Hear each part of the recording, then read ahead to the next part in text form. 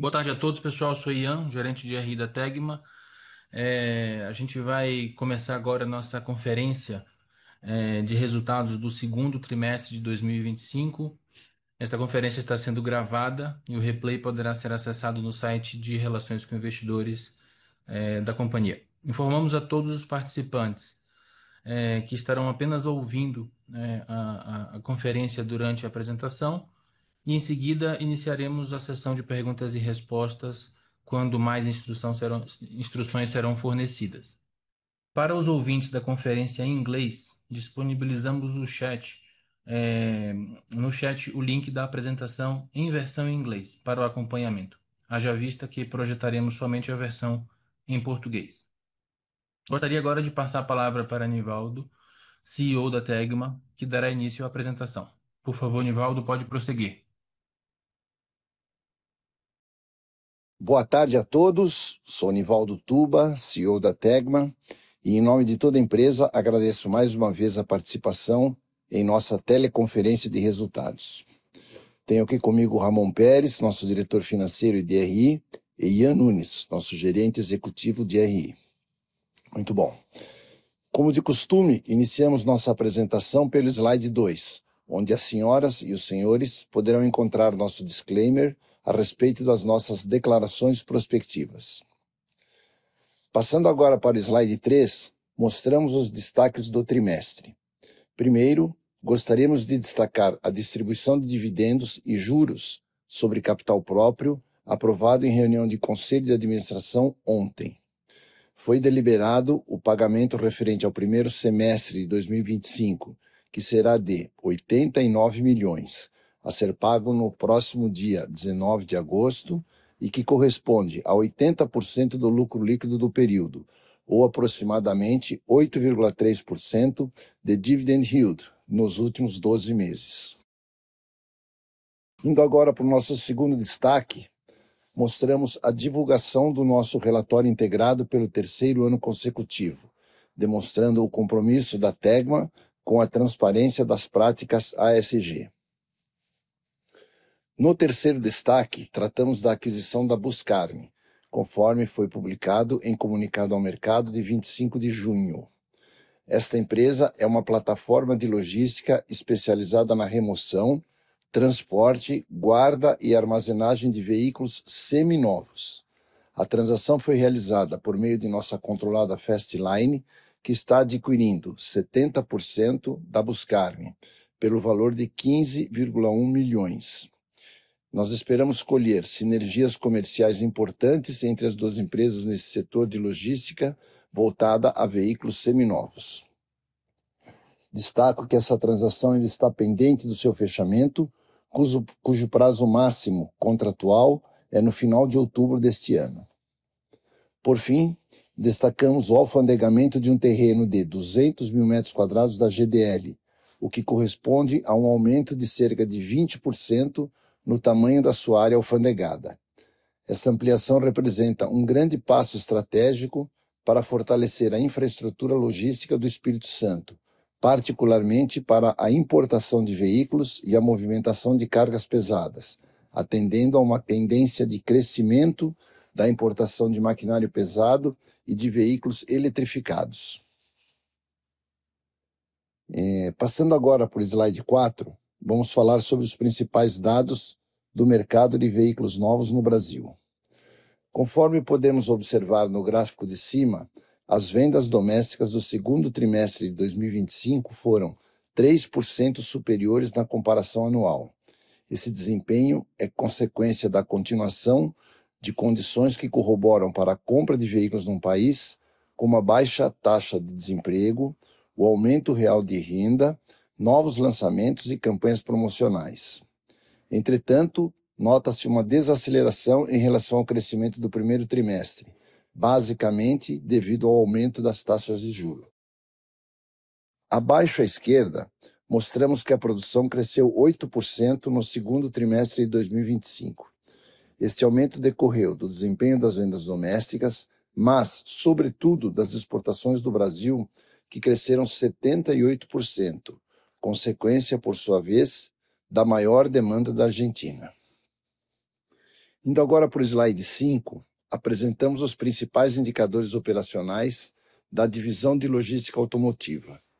A quantidade de veículos transportados no segundo trimestre de 2025 foi de 171 mil unidades, 2,1% superior na comparação anual.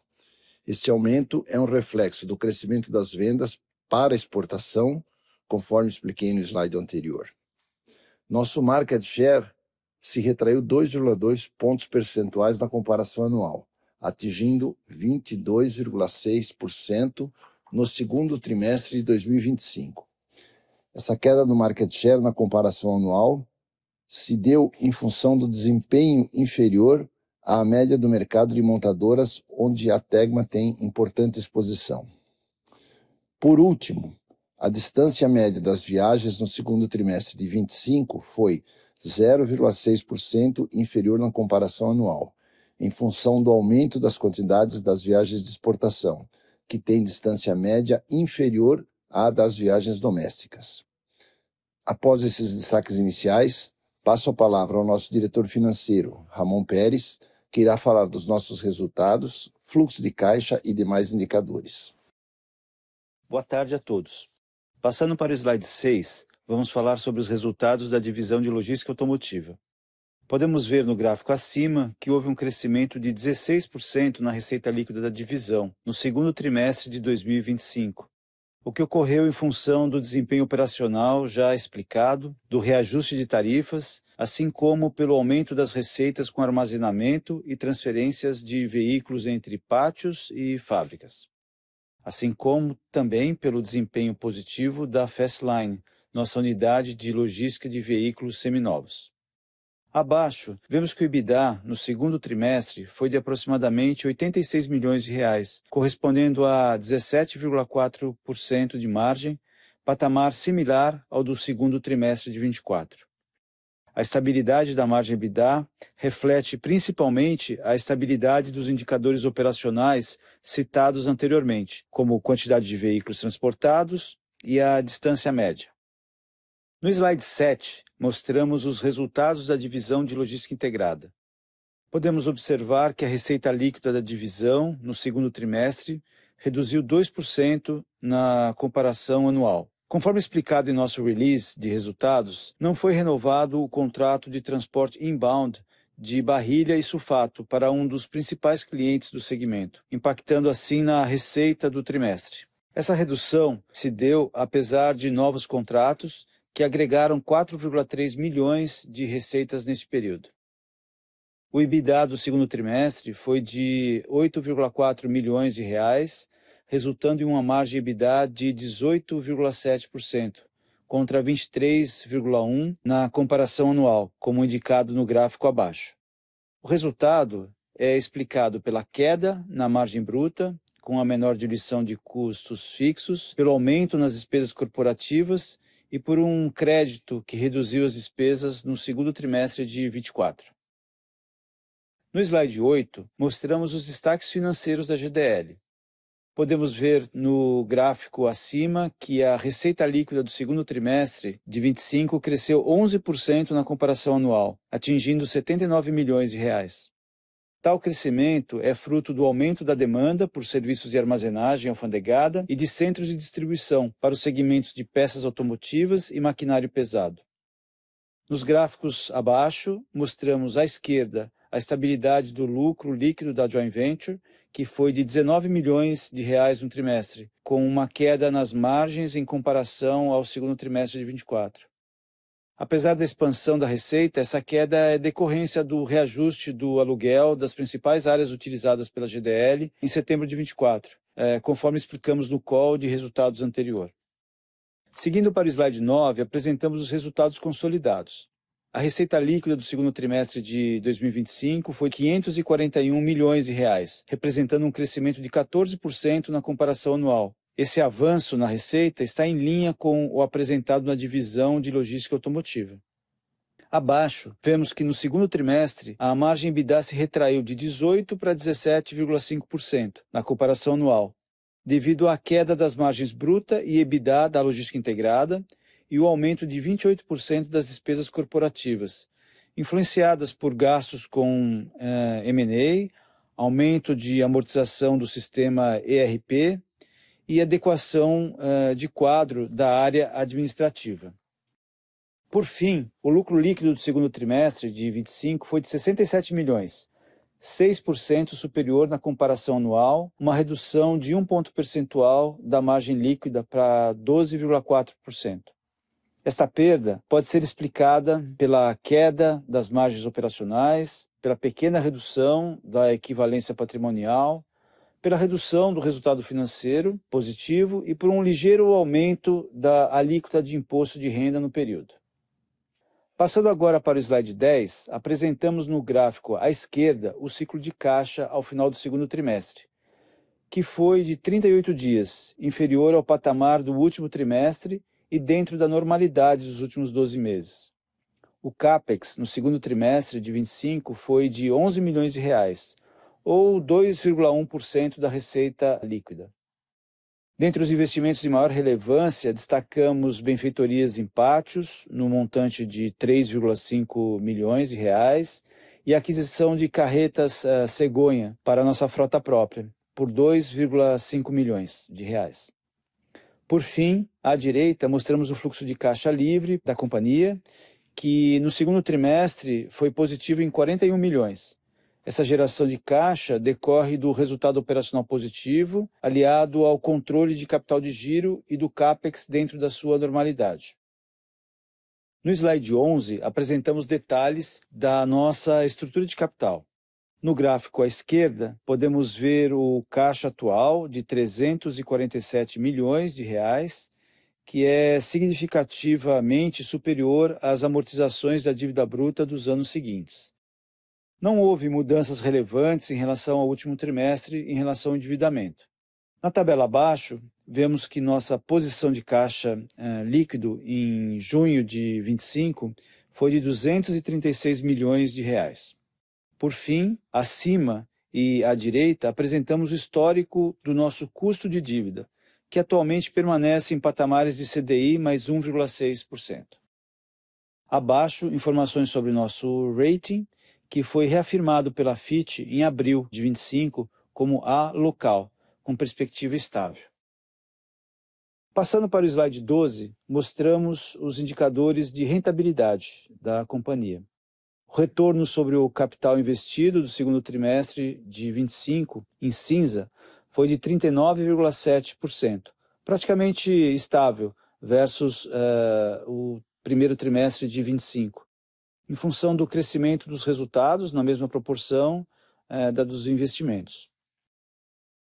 No caso do ROI, na linha laranja, constata-se um percentual de 29,7%, levemente abaixo do último trimestre. No gráfico abaixo, à esquerda, vemos que o EVA apresentou um crescimento por motivos parecidos aos do ROIC.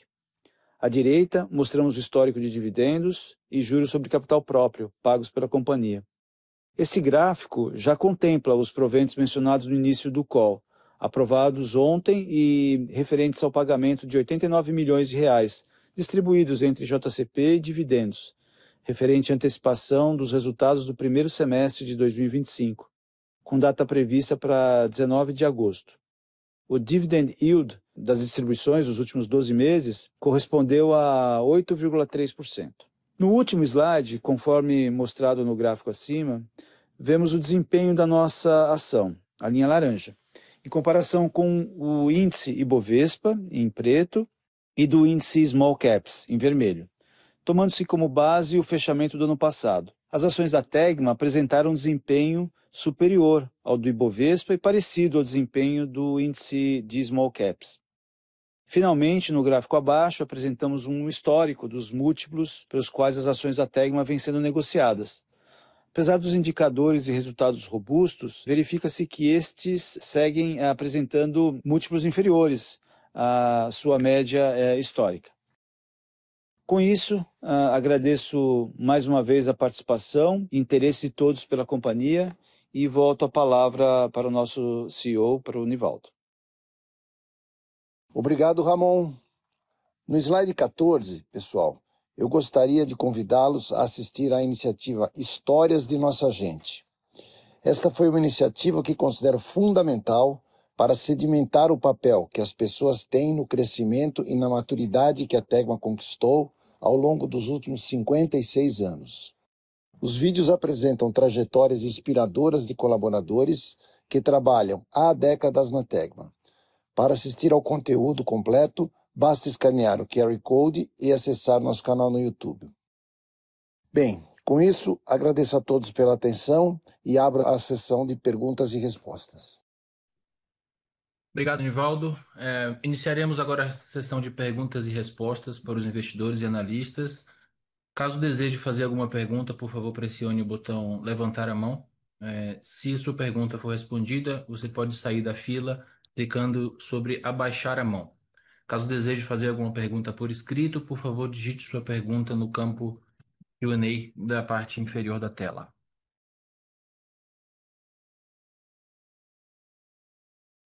Temos uma pergunta do Gabriel Rezende, do Itaú BBA. Podem liberar o microfone do Gabriel, por favor. Obrigado, Ian. Boa tarde, Nivaldo, Ramon. Parabéns por mais um resultado. Queria aproveitar o espaço aqui, pessoal, se vocês puderem comentar um pouco sobre a dinâmica de corte de preço de carros ali por conta do IPI, sustentando um aumento de volume da indústria. Enfim, queria ouvir como que vocês encaram a medida e como que vocês têm ouvido, têm sentido a postura das montadoras. Se a gente deveria, de fato, esperar uma aceleração de volumes da indústria no curto prazo. Sei que a medida, historicamente, ela gera mais volatilidade na indústria, né? A de 2023 teve esse aspecto, mas agora a medida dura bem mais, né? Dura um ano e meio. Então, enfim, só entender como que, de repente, as expectativas da companhia estão se deslocando agora no curto prazo por conta dessa dinâmica de corte de IPI, eventualmente aumentando o volume. Obrigado. Bom, Gabriel, obrigado. Vamos lá, a gente está falando aí do IPI verde, né? Tem ajudado, e principalmente os modelos de entrada, que são aqueles que têm maior volume de vendas, o que é positivo para a Tegma. Em julho passado, já foi possível notar um aumento nas vendas desses carros, né, que teve o desconto no imposto. Mas ainda é um pouco prematuro para afirmar que esse movimento efetivamente dará o resultado esperado pelo programa, né? Esses descontos costumam ter um impacto positivo nas vendas, não só pelo preço mais acessível, mas também pela mobilização que geram em ações de marketing, né?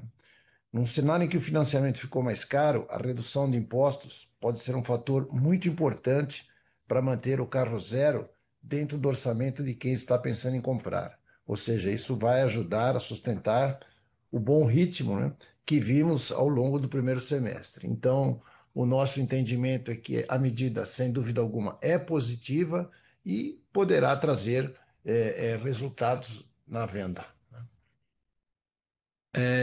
Oi, boa tarde, é o Ramon aqui. Eu queria só completar um aspecto que eu acho interessante também, que a gente tem acompanhado, que esses descontos, eles têm repercutido em outros modelos também que não se enquadram necessariamente dentro da questão do IPI verde, mas até por uma questão de degrau de preços, né, dentro da mesma montadora, enfim, eles acabam repercutindo também de uma maneira positiva, ou seja, gerando também redução de preços em outros modelos que estão um pouco acima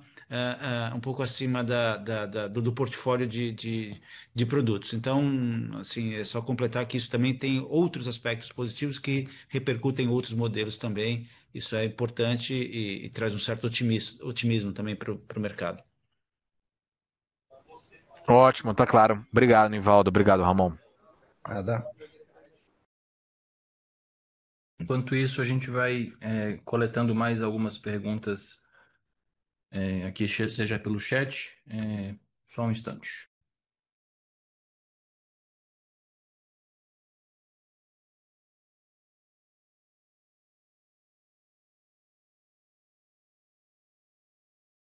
A gente recebeu uma pergunta aqui do Eduardo Piled, da Organon. O aumento do payout neste trimestre indica que as discussões de M&A esfriaram? Eu vou passar essa pergunta aqui para o Ramon. Obrigado pela pergunta. Assim, na verdade, nós buscamos sempre uma alocação eficiente do capital da Tegma, né? Nesse momento, a gente continua com as operações de M&A no nosso radar, mas assim, ao mesmo tempo, nós entendemos a necessidade de gerar um retorno direto aí para o acionista, por meio do pagamento dessa distribuição de resultados, né? É importante, acho que, destacar que essa distribuição não interfere nem limita as prospecções que estão em andamento e que continuam podendo acontecer aí no médio e longo prazo. Então, é mais uma questão de ajuste aí de alocação, de capital. Obrigado, Ramon. Vamos coletar mais algumas perguntas via chat aqui.